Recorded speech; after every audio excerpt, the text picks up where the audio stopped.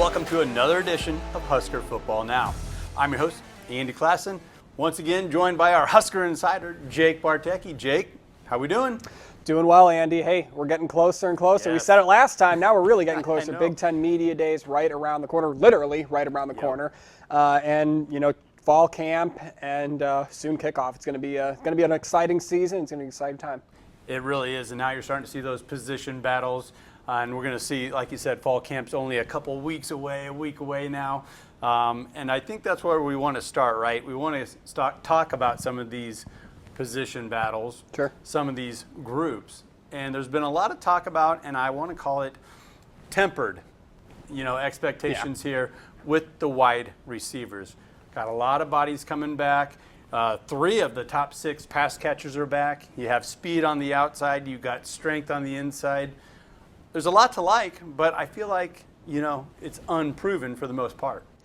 Well, that's the thing you got to like, though, is Matt Rule did his thing of wanting to get more talent in. Jamal Banks, Isaiah Nair. I mean, those are dudes who are already developed, and you've got a mix of guys who are developed like Banks and Nair, and then you've also got guys like Jalen Lloyd and Malachi Coleman who have a year or two under their belt and now are ready to take that next step. And that's one of the things that when I look at that position group for Nebraska, Garrett McGuire, the wide receivers coach, who's my age, he's 25 years old, maybe 24. He mentioned this at a press conference a couple of weeks ago. I think it's really crucial that those guys that have been in the system already for a year begin to develop. Malachi Coleman, he was slow out of the gate last year as a freshman, and that's to be expected. I mean, that was a great get for Nebraska. You didn't really know once that coaching change happened between Mickey Joseph and Matt Rule if Nebraska was going to get him.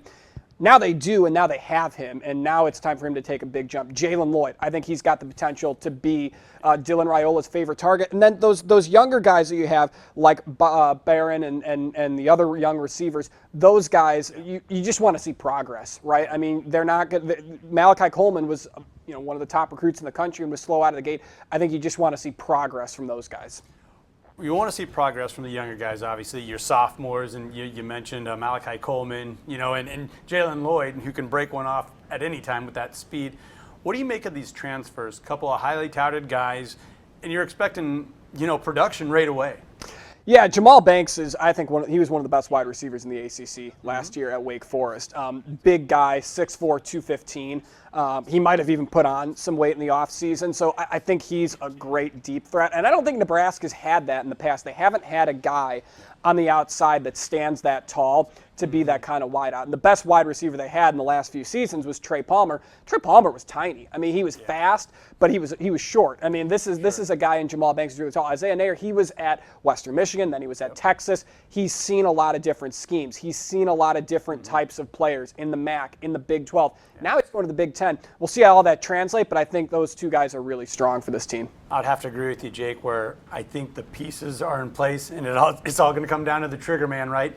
Dylan Raiola, will he be able to catch on quick enough and distribute that football? You certainly would hope so, right? I mean, he was the best quarterback recruit in the country. I think Nebraska is starting to provide him with the weapons that he needs right out of the gate. No matter how long he stays, 2 years, 3 years, 4 years, I think he's got guys that he's going to get experience with, like those younger guys that are deeper in the depth chart, Jalen Lloyd, Malachi Coleman. He'll have a couple of seasons with them if he stays for a while. So I think, you would hope that he can get off to a good start. He's got the tools to do so. Not to mention the wide receivers. Look at the tight ends. I mean, that's a loaded room. Thomas Fidone from right up the road here in Council Bluffs, I think he could have a big season this year. Carter Nelson from Ainsworth, maybe he gets a couple of reps. That's a loaded tight end room as well. So, you would hope that he would be able to do so. It appears the options are there. Let's see about that development. You already alluded to it, Big Ten Media Days, a lot of buzz around it. We've already seen Big 12, SECs, getting a lot of pub, as they always are. Last year, Matt Rule made some splashes, but it wasn't big, bold things like we're going to contend this year and this and that. He was more or less talking about the progress, and I think your Nebraska fan really appreciated that. Do you think he's going to be a little bit more bold this year, or you think it's going to be more par for the course as far as, we're going to develop guys and see what happens?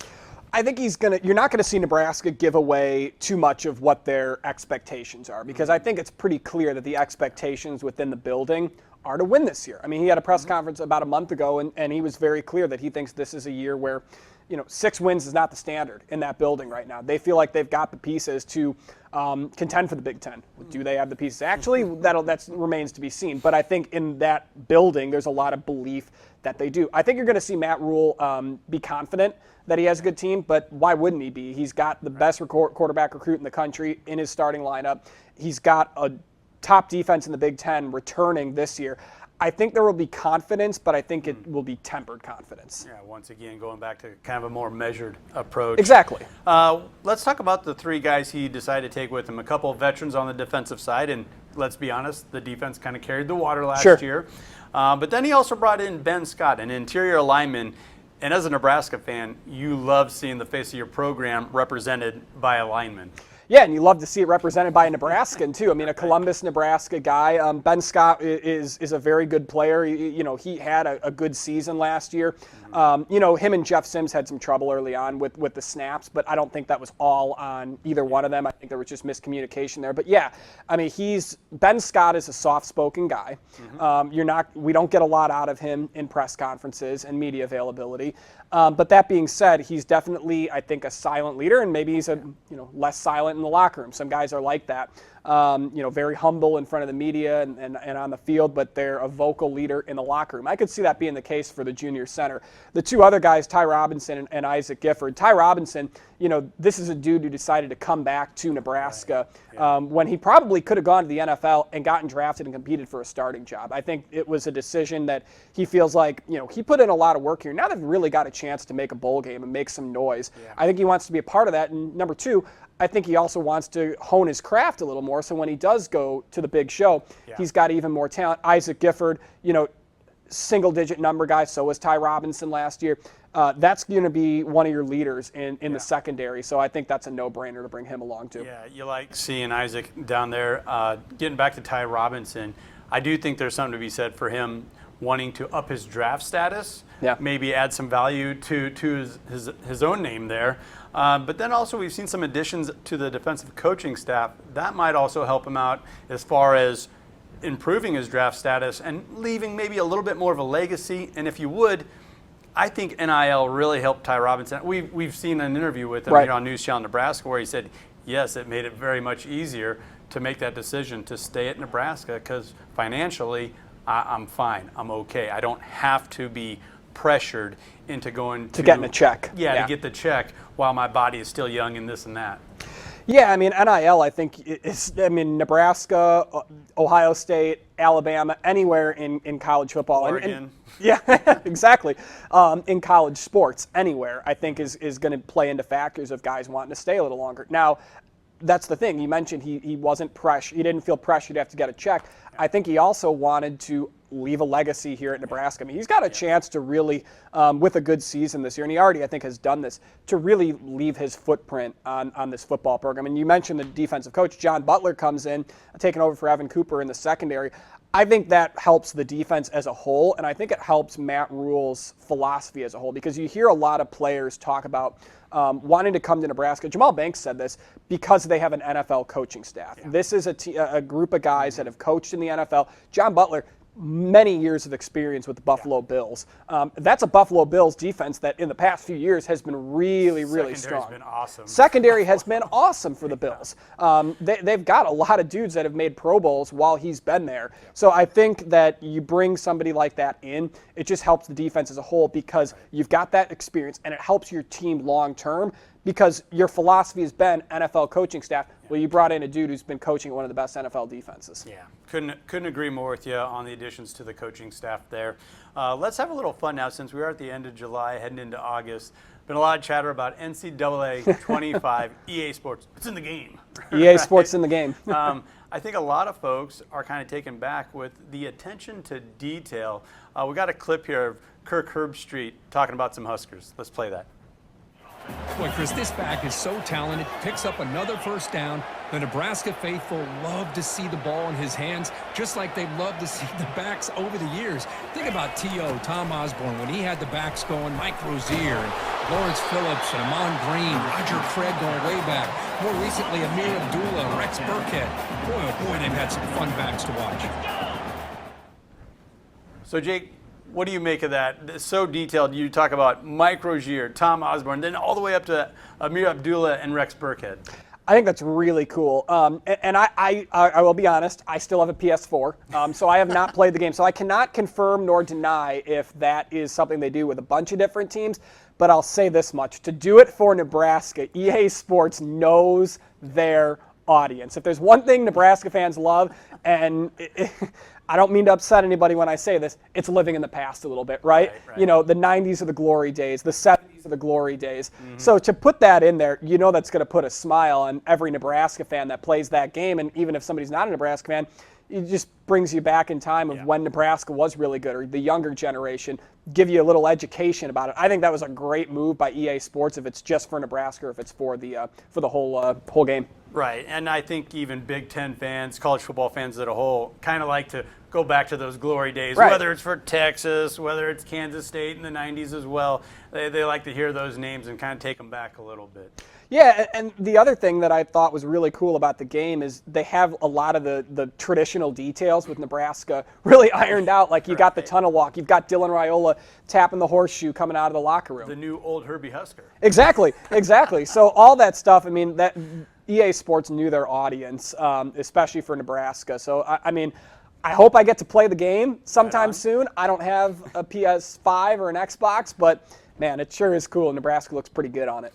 It really is. The EA definitely did their homework there. Yeah. Skipping back to the Big Ten Media Days, we got some newcomers here coming into the Big Ten. Oregon's kind of waving the banner, right?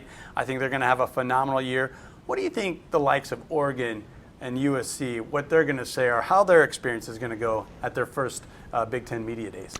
Yeah, I mean, you got to throw Washington in there too. They were in the college football playoff last year, so those are Oregon and Washington. I think top to bottom throughout the whole college football season last year were two of the best teams. And I think there's going to be a lot of talk of, okay, you did it in the Pac-12.